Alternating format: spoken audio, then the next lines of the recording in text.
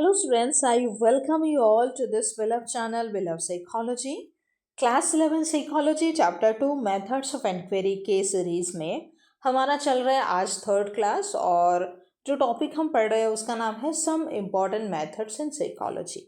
यानी यहाँ पे हम उन मेथड्स की बात कर रहे हैं जिन मेथड्स के थ्रू हम साइकोलॉजी में किसी भी डेटा को कलेक्ट करते हैं for the purpose of research. तो इसके पहले हमने एक्सपेरिमेंट और ऑब्जर्वेशन मेथड को देखा और आज हम देखेंगे कोरिलेशनल रिसर्च मेथड और इसके बाद एक और आएगा सर्वे रिसर्च मेथड। ओके, सो पहली बात तो है कि कोरिलेशनल रिसर्च का यूज़ क्या है या फिर ये हम क्यों करते हैं या फिर इस मेथड का यूज़ ही हम क्यों करते हैं, है ना। जैसे ऑब्जर्वेशन को हम यूज़ करते हैं कि नेचुरल सेटिंग में जो हो रहा है उसको ऑब्जर्व करने के लिए। एक्सपेरिमेंट में हम कॉज और इफेक्ट रिलेशनशिप देखते हैं तो दो वेरिएबल्स के बीच में क्या कॉज और इफेक्ट रिलेशनशिप बन रहा है, यानी किस कारण के बेसिस पे कौन सा इफेक्ट पड़ता है, ये घटाने से ये घटता है कि नहीं या फिर ये घटाने से ये बढ़ता है कि नहीं, ये चीज़ हम देखते हैं। और इस पे हम एक चीज़ करते हैं कि हम यहाँ पे खुद से जानबूझकर जो कॉज है उसको मैनिपुलेट करते हैं, उसको चेंज करते हैं और फिर बाद में इसका क्या इफेक्ट बनता है उसको हम स्टडी करते हैं एक्सपेरिमेंट में। कोरिलेशन भी सेम है, लेकिन यहाँ पे एक कैच है कि यहाँ पे हम सिर्फ और सिर्फ दो वेरिएबल्स के बीच में रिलेशन क्या है उसको देखना चाहते हैं। हम कॉज और इफेक्ट को नहीं देखना चाहते कि क्या कारण की वजह से क्या इफेक्ट होता है, ये चीज़ हम नहीं देखते हैं। और कोरिलेशन में हम सिर्फ प्रेडिक्ट करते हैं, मैनिपुलेट नहीं करते हैं। सो सिंपल सी बात है, अगर हम एक्सपेरिमेंट को अभी छोड़ दें, हमने अभी आपको ऐसे कंपेरिजन के तौर पे समझाया, अगर नॉर्मली हम समझें सो it is used to determine the relationship between two variables for the purpose of prediction. Okay, not manipulation के लिए नहीं। अब इसका पर्पस क्या है? To examine whether two variables are associated co-vary or not. क्या दो वेरिएबल्स आपस में एसोसिएटेड है या फिर को-वेरी मतलब एक साथ वेरी करते हैं या नहीं। It does not establish cause and effect, यहाँ पे कॉज और इफेक्ट की कोई एस्टेब्लिशमेंट नहीं होती है। नो इंडिपेंडेंट और डिपेंडेंट वेरिएबल इज मैनिपुलेटेड, यानी जो भी एक्सपेरिमेंट में होता है वो चीज़ यहाँ पे नहीं होती है। अगर आपने एक्सपेरिमेंट पढ़ा है तो बस नो नो नो नो कर दो, ये हो जाएगा आपका। सो कोरिलेशनल कोफिशिएंट अभी क्या होता है, ये चीज़ इंपॉर्टेंट है, इसको VBI करो और थोड़ा सा इसको ध्यान से पढ़ो। Okay, so the strength and the direction of the relationship is represented by the correlational coefficient. The value of the correlational coefficient ranges from +1 to -1. Okay, so जो डिरेक्शन है, जैसे हम यहाँ पे बोल रहे हैं ना कि दो वेरिएबल्स के बीच में क्या रिलेशनशिप है, इसको हम प्रेडिक्ट करना चाहते हैं। तो यहाँ पे जो रिलेशनशिप है, जिस डिरेक्शन में ये जा रहा है, जैसे ये वेरिएबल अगर 1 है और ये अगर वेरिएबल 2 है, तो अगर ये बढ़ने से ये भी बढ़ता है तो ये क्या कौन से डायरेक्शन में जा रहा है? अपर डायरेक्शन में, अपर की तरफ जा रहा है, या फिर इसको बढ़ने से ये घट रहा है तो ये क्या कौन सी डायरेक्शन है? इन्वर्सली प्रोपोर्शनल डायरेक्शन है। या फिर अगर इसको भी बढ़ाने से ये भी बढ़ रहा है तो ये डायरेक्टली प्रोपोर्शनल का डायरेक्शन है। तो ये जो डायरेक्शन है कि कौन से डायरेक्शन के तौर पे जो स्ट्रेंथ होता है, मतलब जो रिलेशनशिप है दो वेरिएबल्स के बीच में, वो कौन से डायरेक्शन की तरफ जा रहा है, वो जो रिप्रेजेंट करता है that is represented by correlational coefficient. मतलब इन दोनों में जो रिलेशन है उसको जो दिखाता है वही हमारा कोरिलेशनल कोफिशिएंट है। और इसकी जो वैल्यू है वो या तो +1 होगी और +1 से -1 तक की होगी। ओके, देन अभी हम टाइप्स देख लेते हैं, types of correlation. So types में क्या है, जैसे हमने वैल्यू देखा ना, वैल्यू हमने देखा कि क्या वैल्यू होता है बेटा, या तो हमारा वैल्यू +1 होगा या फिर हमारा -1 होगा, है ना। तो हमने +1 -1 देखा, तो एक तो होगा पॉजिटिव, बोथ वेरिएबल्स इंक्रीज और डिक्रीज टुगेदर, तो या तो दोनों ही एक साथ बढ़ रहा है या फिर दोनों ही एक साथ घट रहा है, तो ये कौन सा डायरेक्शन होगा? पॉजिटिव डायरेक्शन होगा, है ना। जैसे स्टडी टाइम अगर इंक्रीज होता है तो एकेडमिक अचीवमेंट भी बढ़ेगा, तो ये क्या है? पॉजिटिव कोरिलेशन है। देन हमारा नेगेटिव है, नेगेटिव में क्या होता है? एक बढ़ता है तो दूसरा घटता है। जैसे कि स्टडी टाइम इंक्रीज होता है तो जो लेज़र टाइम है, जो छुट्टी का टाइम है, वो घट जाता है, कम हो जाता है, तो दैट इज नेगेटिव। और एक हमारा और है जिसको कि हम कहेंगे ज़ीरो। ज़ीरो में दोनों वेरिएबल्स के बीच में कोई सिस्टमेटिक रिलेशनशिप नहीं है। मतलब कोरिलेशन इज़ वेरी लो और अराउंड ज़ीरो, ये बहुत ही कम होता है, -0.02 आप ऐसे कह सकते हैं, या फिर +0.03, it is considered zero correlation, मतलब बहुत ही कम रिलेशनशिप होगा, मतलब किसी एक बढ़ने से दूसरे में बहुत कम मतलब फ़र्क होगा, है ना। वही बात है, जैसे एक बात आती है ना कि पढ़ने वाले बच्चे कहीं भी पढ़ लेते हैं, तो मानो बाहर शोर शराबा हो रहा है, शादी हो रहा है, गाना बज रहा है, कुछ भी हो रहा है, तो उस बच्चे की पढ़ाई में कोई चेंजेस नहीं होती है। तो यहाँ पे क्या है, कोरिलेशन क्या है, बिल्कुल ज़ीरो है। समझ गए ना। तो अब हम कोरिलेशन के कुछ की फीचर्स को देख लेते हैं, फिर we will move to survey research method. So key features में helps in prediction but not causation, मतलब हमें यहाँ पे प्रेडिक्शन में हेल्प मिलती है कि ये बढ़ने से क्या ये बढ़ेगा या फिर घटेगा, लेकिन कोई कारण वारण का पता हम यहाँ पे नहीं लगाते हैं। Then used when manipulation is not possible और एथिकल, और तब यूज़ किया जाता है जब एक्सपेरिमेंट में जैसे हम मैनिपुलेट करते हैं, ये चीज़ पॉसिबल नहीं है या फिर एथिकल नहीं है करना, मैनिपुलेट करना। And indicates association not cause and effect, तो इसमें दो चीज़ के बीच में क्या रिलेशन है वो बताता है, कैसे वो दोनों एसोसिएटेड है वो बताता है, कारण वारण का बताता नहीं है। तो ये हैं की फीचर्स।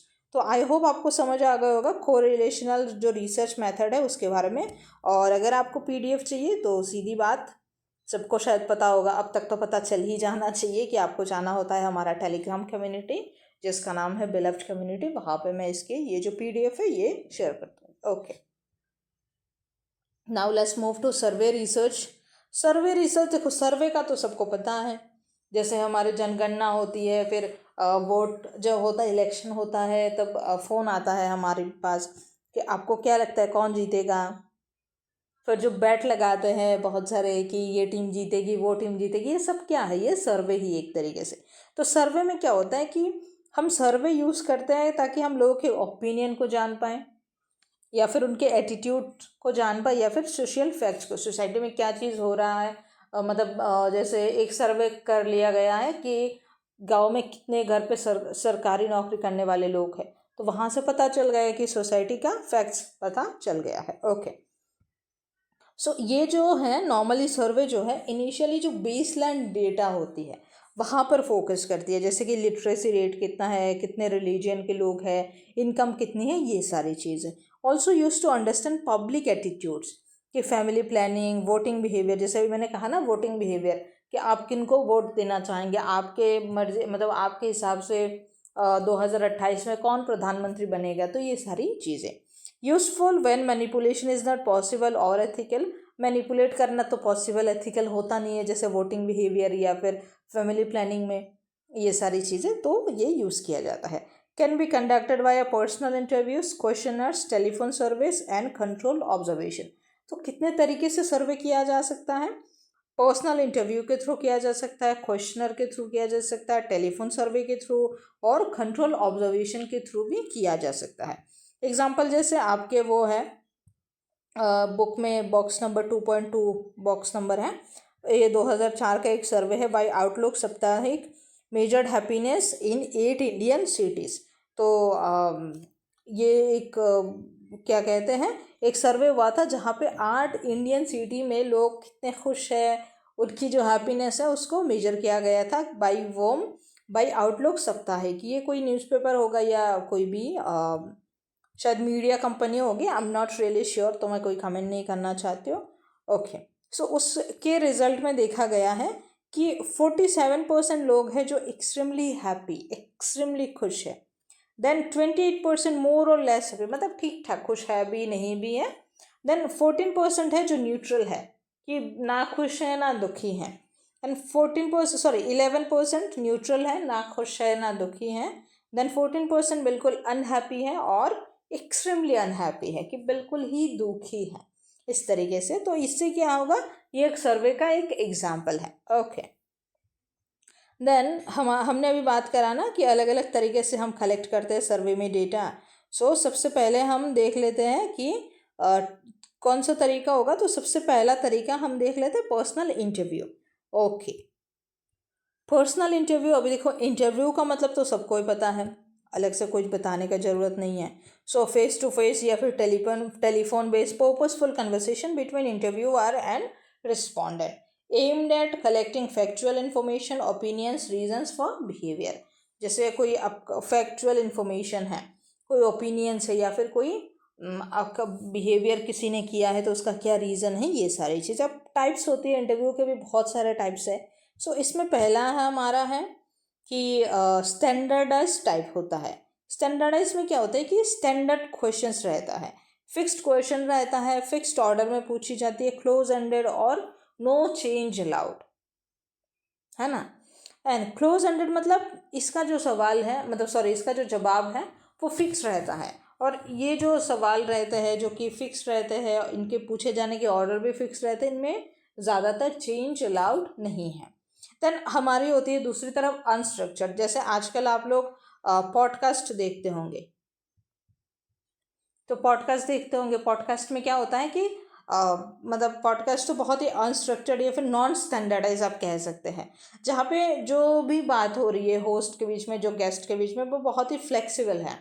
ओपन एंडेड क्वेश्चन है कि आप क्या सोचते हैं इन चीज़ों के बारे में, आपकी क्या राय है, इस तरीके से, है ना. Interview decides question and interviewer जो है वो क्वेश्चन डिसाइड करते और उनका सीक्वेंस भी डिसाइड करते. और यहाँ पे क्या होता है कि एक सवाल पूछने के बाद उसके पीछे पीछे एक और दूसरा सवाल आता है, तो इस तरीके से कन्वर्सेशन कंटिन्यू होती है.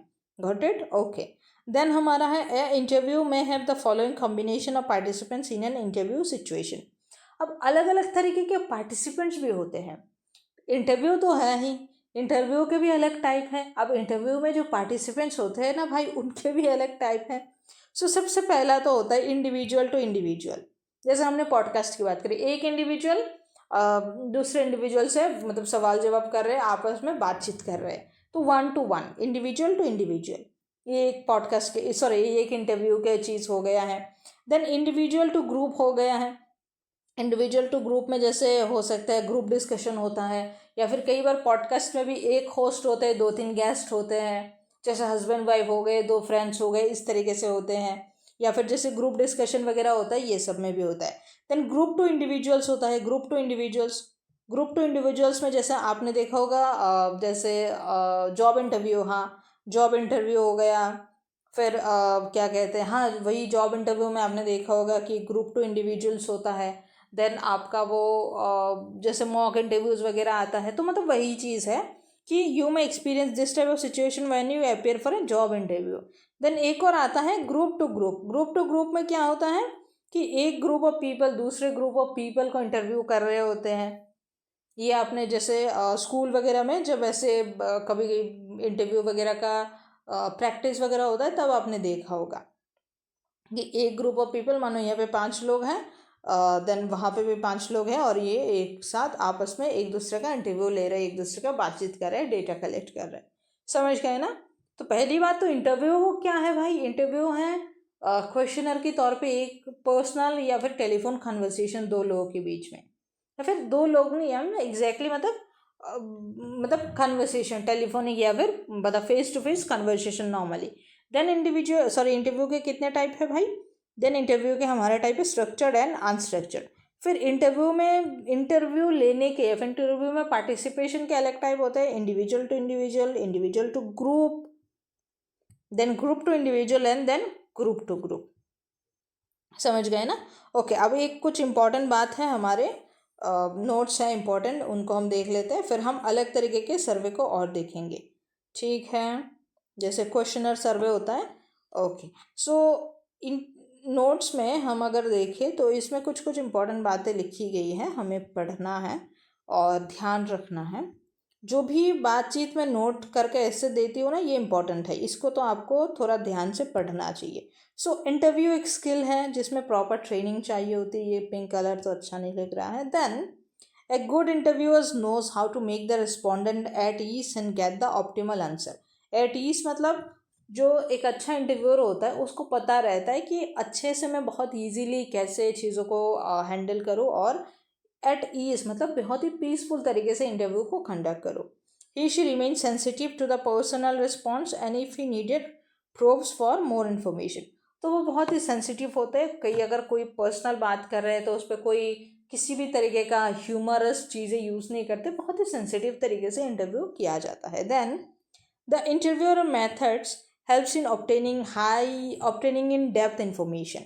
It is flexible. तो जो इंटरव्यू है, इंटरव्यू में किस तरीके से हमारी इन्फॉर्मेशन मिलती है, बहुत ही इन डेप्थ इंफॉर्मेशन मिलती है। और इंटरव्यू जो है बहुत ही फ्लेक्सिबल तरीके से होता है, अडेप्टेबल टू इंडिविजुअल सिचुएशन। अब अलग अलग तरीके के इंडिविजुअल के सिचुएशन से अडेप्ट की जाती है। जैसे पॉडकास्ट आपने देखा होगा, किसी के घर पे जाके बातचीत हो रही है, फिर किसी के मतलब बाहर ऐसे बैठ के खुले बालकनी में बात हो रही है, कोई स्टूडियो में कर रहे हैं, तो इस तरीके से। And use when no method is possible और एडिक्वेट। और ये तब यूज़ किया जा सकता है जब कोई और मेथड काम ना कर रहा हो। देन ये एक और ये बात है कि ये जो है बच्चों के साथ भी किया जा सकता है। जो नॉन लिटरेट पर्सन है, जिनको जो पढ़े लिखे नहीं है, उनको भी आप इंटरव्यू ले सकते हैं, क्योंकि बातचीत ही करना है। And an interviewer can know whether the respondent understand the questions and can repeat और पैराफ्रेज द क्वेश्चन। और यहीं पे एक और इम्पॉर्टेंट बात है कि जो इंटरव्यूअर है उसको पता रहता है कि जो जिससे हम बात कर रहे हैं उनको हमारी बातें समझ आ रही है नहीं। अगर नहीं समझ आ रही तो वो अच्छे से उनको रिफ्रेश करके बात कर सकते। किसी दूसरे मेथड में शायद ऐसा नहीं होता है। देन एक बात है, ये थोड़ा और मतलब देखो, अब खराबी तो हर चीज़ में है कि इंटरव्यू जो है टाइम ले लेता है। कई बार किसी एक इंसान से इंफॉर्मेशन निकालने में घंटों घंटे तक लग जाता है। और ये कई बार कॉस्ट इफेक्टिव भी होता है, यानी ज़्यादा थोड़ा कॉस्टली हो जाता है, थोड़ा एक्सपेंसिव हो जाता है। Got it? ओके।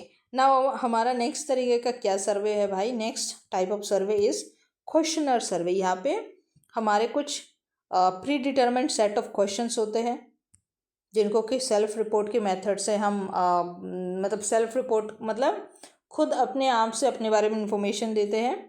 ये लोगों के background information, attitudes, opinion, knowledge और एक्सपेक्टेशंस को पता लगाने के लिए कर सकते हैं। लो कॉस्ट लगता है, टाइम एफिशिएंट है और वर्सेटाइल है ना। जैसे प्री डिटर्मेंट सेट ऑफ क्वेश्चंस मतलब जैसे क्या हो गया कि मानो किसी कॉलेज में गए हम, तो कॉलेज में हमने बाहर से किसी लेक्चरर को बुलाया, 2 दिन सेमिनार था, कुछ प्रोग्राम था। अब उनके बारे में फीडबैक लेना है, तो हमने एक क्वेश्चनर सर्वे कर दिया, 10 क्वेश्चन रख दिए। क्लास कैसा लगा, ये कैसा लगा, उनकी बातें कैसी लगी, आपको समझ कितना आया, आपको कितना हेल्पफुल लगा, ये सारा कुछ। तो इस तरीके से कुछ सेट ऑफ क्वेश्चन है, तो इनसे लोगों के इन्फॉर्मेशन, ओपिनियंस, इन सब का पता हमें चल जाता है। और बहुत ही कम टाइम लगा, क्योंकि अगर 10 क्वेश्चन, अगर मानो 100 बच्चे हैं, 100 बच्चों को 10 क्वेश्चन एक बार में प्रिंट करके दे दिए, बहुत टाइम कम लगता है इसमें। और इसमें भी टाइप है। टाइप में क्या है कि ओपन एंडेड है, जिसको कि लोगों को अपने वर्ड्स में आंसर देना है, और एक होता है क्लोज एंडेड, जैसे येस, नो, ट्रू, फॉल्स, इस तरीके के आंसर देना है। मतलब फिक्स्ड ऑप्शन रहता है, उनमें से चूज करना है। ओके। देन हमारा नेक्स्ट एक और टॉपिक है रेटिंग स्केल। अब रेटिंग स्केल के तौर पे भी हम सर्वे कर सकते हैं। रेटिंग स्केल में, जैसे रेटिंग स्केल तो सबको पता है ना, जैसे 5 स्टार रेटिंग दे दिया तो 5 स्टार रेटिंग दे दिया। जैसे डिलीवरी को रेटिंग देते हैं हम, किसी ऐप यूज़ करते हैं उसको रेटिंग देते हैं, तो इस तरीके से हमें भी हम सर्वे करते हैं। सो जो क्लोज एंडेड क्वेश्चंस होते हैं उनके responses yes, no, true, false, multiple choice, इस तरीके से होते हैं, और एक रेटिंग स्केल के तौर पे भी यूज़ की जाती है। जैसे किसी को 1 से लेके मानो 10 तक का दे दिया, जैसे happy, very happy, extremely happy, फिर sad, very sad, extremely sad, इस तरीके से। तो वो रेट करेगा, वो ऑप्शन में से चूज करेगा। 3 पॉइंट्स होता है, एग्री, अनडिसाइडेड, डिसएग्री, फिर strongly agree, agree, undecided, disagree, strongly disagree, इस तरीके से रेट कर सकते हैं वो लोग। वही समझ में आ गए ना? ठीक है। यहाँ पे मेरे से गलती हो जाता है कि ये जो लाइनें हैं ये यहाँ पे आएगा, मैं इसको देख के ठीक करके दे दूंगी शेयर करने के टाइम में। ओके। अभी जो क्वेश्चनर को है वो डिस्ट्रीब्यूशन मेथड कैसे होगा कि क्वेश्चन को हम कैसे डिस्ट्रीब्यूट करेंगे, यानी ये जो क्वेश्चनर मेथड का सर्वे है इसको हम करवाएंगे कैसे। तो पहली बात तो हम इसको फिजिकली कर सकते हैं, फिर मेल के थ्रू कर सकते हैं, या फिर ऑनलाइन भी कर सकते हैं। Mail questions often suffer from low response rate, क्योंकि मेल तो ज़्यादातर लोग खोल के शायद देखते नहीं है, इसलिए इसका थोड़ा रिस्पॉन्स कम रहता है। ओके, है ना। फिर इसके क्या है एडवांटेज, क्या है भाई सर्वे का एडवांटेज क्या है, और लिमिटेशन क्या है?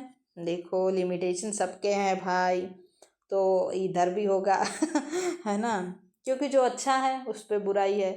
चांद कितना खूबसूरत है, लेकिन चांद पर भी दाग है ना। तो इस तरीके से सबके लिमिटेशंस है।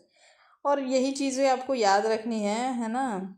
सो एडवांटेज तो है कि फास्ट है, एफिशिएंट है, और gather data from thousands of people quickly, बहुत ज़्यादा लोगों से बहुत जल्दी डेटा कलेक्ट कर सकता है, और पब्लिक ओपिनियन को या फिर करंट इशू के जो करंटली चल रहा है उसके लिए पब्लिक ओपिनियन गैदर करना बहुत आसान हो जाता है। देन लिमिटेशन क्या है कि मेमोरी बायसेस हो सकता है, कुछ लोग शायद भूल ही गए होंगे। फिर सोशल डिज़ायरेबिलिटी बायस, आप लोग अपने मन से भी तो दे सकते हैं जवाब, क्योंकि उनको लगता है कि अगर हम अच्छे जवाब देंगे तो हम सोशली थोड़ा डिज़ायरेबल हो जाएंगे, तो इसलिए वो जो सही नहीं भी है वो उसको भी सही बता देंगे, या फिर जो उनको अच्छा भी नहीं लगा वो बता देंगे कि अच्छा लगा, ताकि वो दूसरों की नज़र में थोड़ा अच्छा हो सके, है ना। तो ये भी हो सकता है। देन जो रिस्पोंडेंट है वही वो मतलब सच्ची सच्ची आंसर नहीं भी दे सकते हैं। देन कुछ लोग ये भी रिस्पॉन्स दे देंगे जिनको लगेगा कि रिसर्चर तो यही सुनना चाहता है। अब मानो सर्वे आपने करवाया, सेमिनार करवाया, उसका सर्वे आपने करवाया, अब सबको लगेगा अरे ये सर तो हमारे सुनना चाहते कि उन्होंने अच्छा किया है, तो वो लोग ऐसे रिस्पॉन्ड कर देंगे कि चलो अच्छा लगा। अब उनको कोई फ़र्क नहीं पड़ता है अच्छा लगा बुरा लगा, वो जो सुनना चाहते हैं हमारे रिसर्चर वो बता देंगे, है ना। ओके। देन हमारा एक और तरीके का सर्वे है जिसको कि हम कहते हैं टेलीफोनिक सर्वे। टेलीफोनिक सर्वे तो टेलीफोन से होता है, नाम से ही वो पता चल जा रहा है। तो कंडक्टेड बाय फ़ोन कॉल्स या SMS, often used in media, public opinion, research.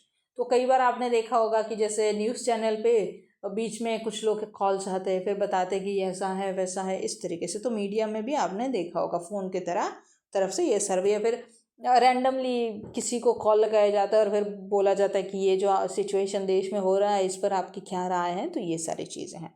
अब इसके क्या एडवांटेज हैं?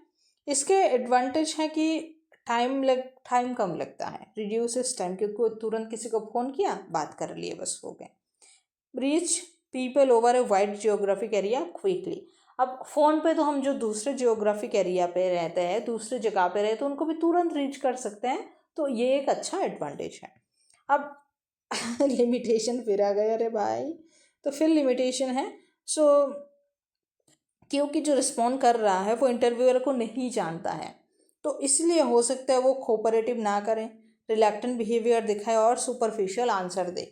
तो जैसे कई बार क्या होता है ना कि जैसे आप में से शायद कुछ लोगों को पता होगा कि मैं बैंक में वर्किंग हूँ।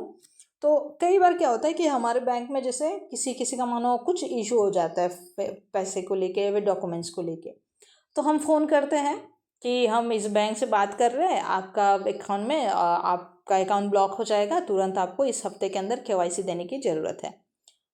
वो लोग बोलेंगे रखो फ़ोन, क्योंकि उनको लगता है कोई फ्रॉडस्टर ने फ़ोन किया होगा।